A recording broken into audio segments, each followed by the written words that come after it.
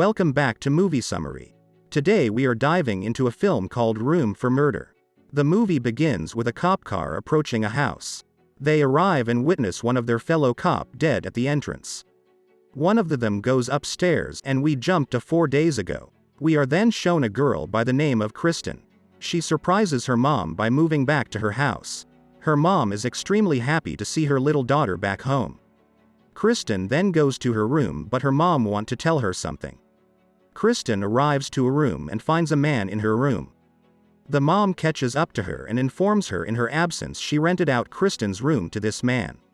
His name is Jake. Kristen finds him cute but wonders why does she needs to rent a room. Her mom then announces for some reason with her beauty salon she is always in the red. As both women keep talking, Kristen keeps asking her mom if she really did her diligences on this guy, as it's weird to live with a stranger. The mom responds that yes she did. She then sends Kristen to bring some water to Jake. She does and both officially introduce one to another. He gives Kristen some encouragements on her life after college. She truly appreciates it and leaves. That same night, Kristen is sleeping in the living room when Jake walks around. This wakes her up and she follows him. She then finds out her mom and Jake sleep together. She is shocked. The next day, she wakes up and bumps into Jake in the shower putting his towel back. She feels embarrassed and still in shock from last night.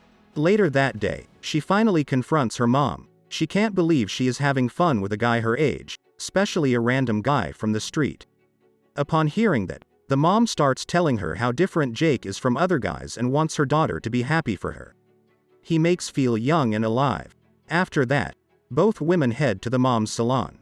Kristen is there to look at the salon's books to try to understand why her mom is always broke. Minutes later, Jake walks in and takes the mom aside. He asks her for a favor. Things are very slow so he asks her to pay rent next week instead. Of course she agrees, she is in love.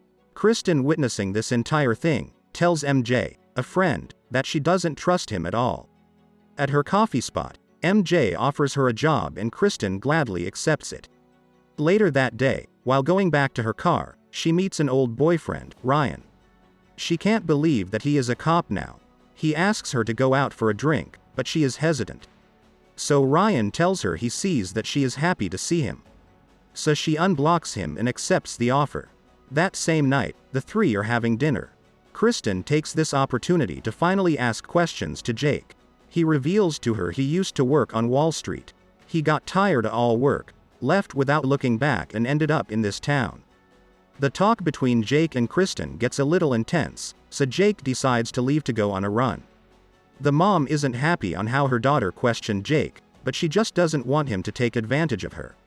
At this moment, Ryan texts about their date and Kristen heads out.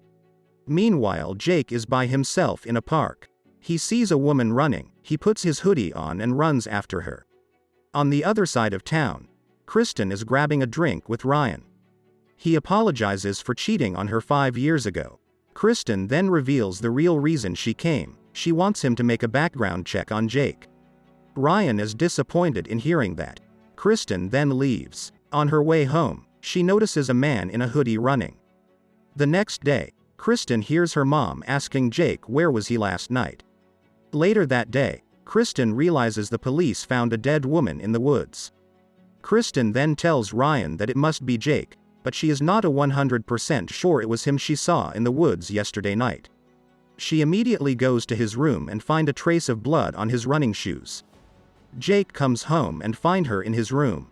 He tells her to mind her own business. Later that day, Kristen shares her suspicions with her mom, but the mom doesn't believe her and even takes Jake's side. That same night, Kristen introduces Ryan to the rest. Jake gets a little tense knowing Ryan is a cop. Kristen adds that Ryan is working that jogger case and Jake smiles. The next day, while Jake takes a shower while Kristen searches in his room for running shoe. She grabs it and moves to MJ's apartment. Moments later, Jake goes to do his laundry. He meets Sherry who works at the salon. She realizes there is blood on his clothes, she gets freaked out and immediately runs out to call Kristen's mom. But Jake catches up to her and finishes her. Meanwhile, Kristen shows the bloody shoe to Ryan. She asks him to analyze it. The night then arrives and Jake comes back home in a weird mood. The mom shares that Sherry went for lunch and never came back to work. She then notices scratches on his face and Jake gets a little bit offensive. He asks her to give him some minutes.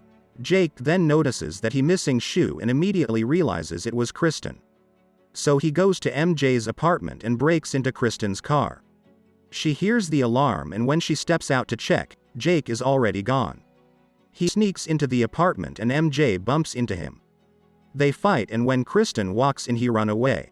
They couldn't see his face because of the mask, but Kristen is sure it was Jake. Moments later, Ryan comes to them.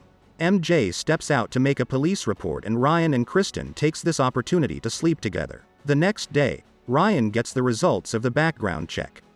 Jake seems to have legally changed his name. Upon more researches, Kristen finds out Jake used to be on trial for murder. She immediately calls her mom and tells her everything she just found out.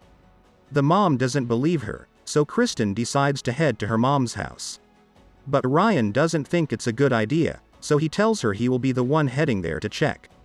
Meanwhile, the mom has doubts, so she confronts Jake, who becomes more and more irritated.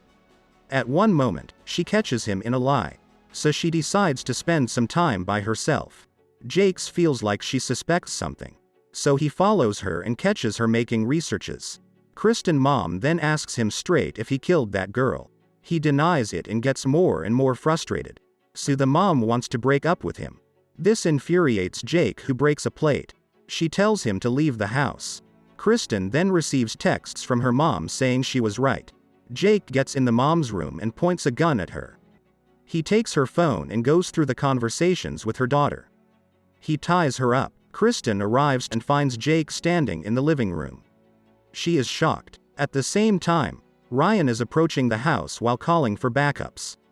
He then enters the house and Jake shoots him. We understand he is the injured cop laying on the ground we have seen in the beginning of the film. Kristen takes this opportunity to go search for her mom. Jake also goes to search her. She hides upstairs but he successfully breaks through. A fight takes place between the two. The mom appears out of nowhere to help. The cops are then being heard arriving. We then jump to days later. Kristen says goodbye to her mom as she is going to college. She tells her mom that she is safe as Jake is now in prison. The movie ends with Kristen and Ryan driving away. Thanks for watching. Don't forget to subscribe and check out other movie summaries we have on our channel.